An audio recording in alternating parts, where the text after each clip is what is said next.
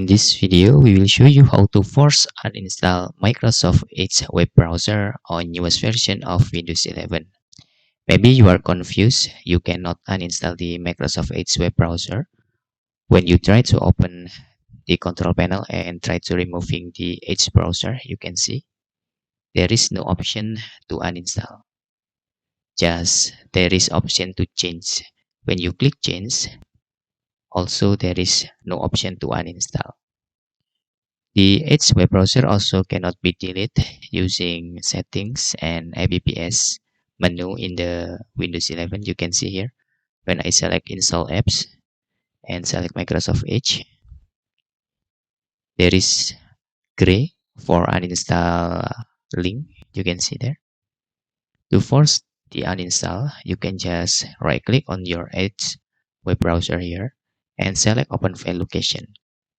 If you also doesn't have this shortcut, just type on the search and select Edge and right click and select open file location. And in here, this is shortcut for Microsoft Edge. Right click again and select open file location. Then you will have the Edge application here. Just select all file and folder here and delete. After that, click continue. Okay, the action can be complete because the folder or a file it is open in another programs. Okay, skip for this. Okay, you can see what this is. This is the installer. So you can just try to removing by file like this. Just click delete like this and do this for all current user. Okay, just do this for all current item and click skip. Now, this is just the file that cannot be deleted.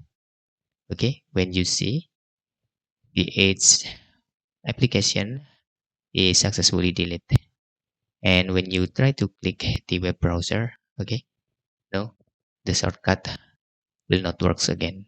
Just click delete it.